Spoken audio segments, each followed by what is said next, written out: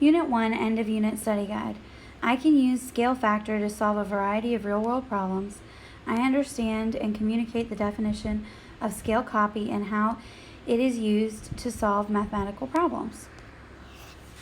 All right, so here's a diagram of, here's a scale drawing of a store. So you have your information, and they want to know what is the area of the actual store to the nearest 50 square feet. So this one's going to definitely have you rounding when you take the test. When you take the test tomorrow. So I am going to look at what I need first. So I know each inch equals 16 feet. So I know I have to multiply all of these numbers by 16.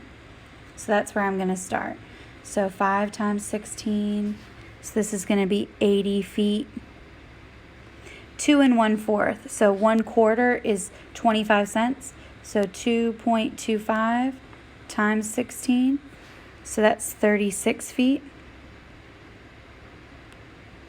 I know 2 3/4, so that's $2.75. So 2.75 times 16, so that's 44 feet. And then 4 times 16 is 64 feet. So they're asking me to find the area, not the perimeter. So I'm going to start by splitting up my shape and seeing what I got. So I prefer the strategy where I subtract the empty space, but I can do it both ways. So I'm going to start with, I'm going to have to deal with fractions no matter how I do this. So I'm going to go ahead and fill in and then subtract the empty space. So I'm going to do 64 times 80.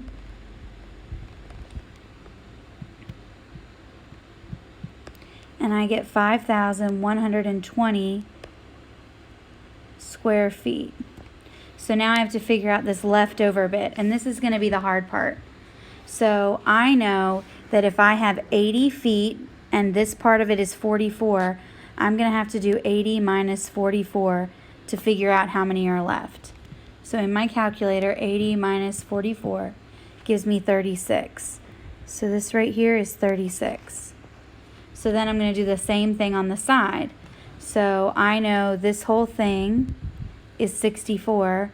I know this is 36. 64 minus 36 leaves me with 28. So I'm doing 36 times 28.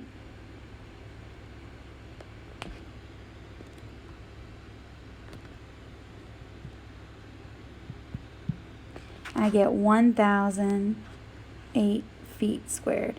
So because I'm taking away that space, I'm going to subtract. And I'm left with 4,112 square feet. So if I had to round it to the nearest 50, I know I would have 4,100 square feet because the 12 is less than half of 50. Question number 2. If the rectangle below is enlarged using a scale factor of 2.5, what would be the perimeter and area of the new rectangle? So every side is going to be multiplied by 2.5. So I always change my measurements first. So this becomes 20. And this becomes 7.5. I'm using a calculator, just so you know. So if I wanted to find the perimeter, I know it's a rectangle, so I write in my sides, and then I'm going to add them up. So 40, I probably should just walk you through the steps. So 20, 20, 7.5, 7.5. So that's 55 units, because they didn't give me a unit of, I'm guessing inches because they didn't give me a different unit of measure. So we're going to go with inches for right now. Then to find the area, I'm going to do 20 times 7.5.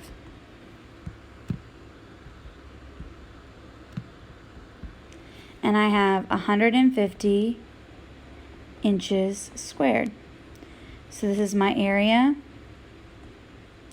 and this is my perimeter. All right, question number 3. Triangle ADE is proportional to triangle ABC. The length of DE is 24 feet. The length of AB is 8 feet. And the length of BC is 10 feet. What is the length of AD?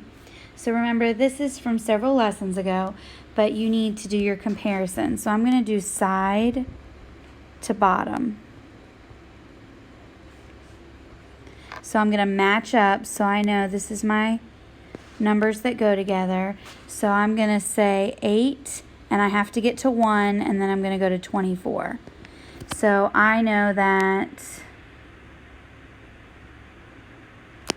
the bottom of the triangle with 8 on it is 10. So now I'm just going to go through and make equivalent ratios. So I divide by 8. So I'm going to divide this side by 8. So I'm just doing this in my calculator. You're going to be able to use a calculator on your test. So I get 1.25. Then I have to multiply by 24. So I'm going to multiply this side by 24. And I get 30. So what is the length of AD?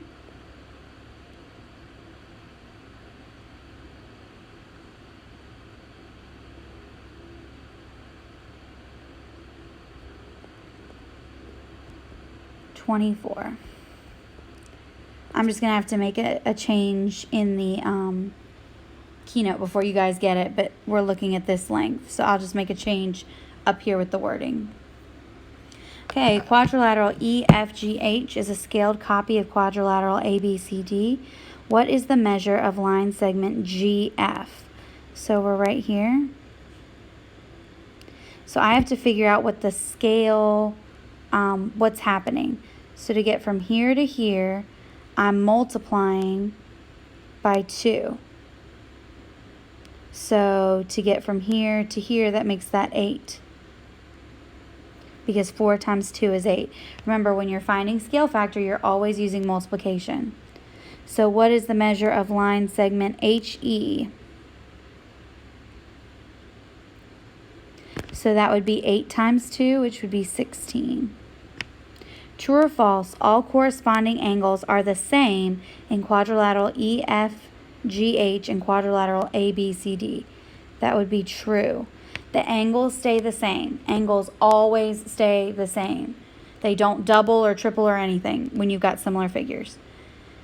The area of quadrilateral EFGH is twice the area of quadrilateral ABCD. And that's not true. If I'm using a scale factor of 2, that would mean it was 2 to the second power. So the area would be 4 times as large. So this would be false. Rectangle A measures 9 inches by 3 inches. So I'm just going to go ahead and draw that. So this is rectangle A, and it's 9 by 3. And then rectangle B is a scaled copy. List 3 sets of dimensions. So I'm going to have 3 Bs. So 3 sets of dimensions, and make one at least smaller. So I'm going to use the first one. I'm going to make a scale factor of 2. So my scale factor is going to be 2. So that would make this 18 by 6. Then I'll use a scale factor of, how about 1/3? So I'm dividing by 3. So 9 divided by 3 makes the length 3 and the width 1. I could do a scale factor of 4. So that would make the length 36 and the width 12. As long as they're equivalent ratios, it's going to work. So if I want to make it smaller, I have to use a fraction.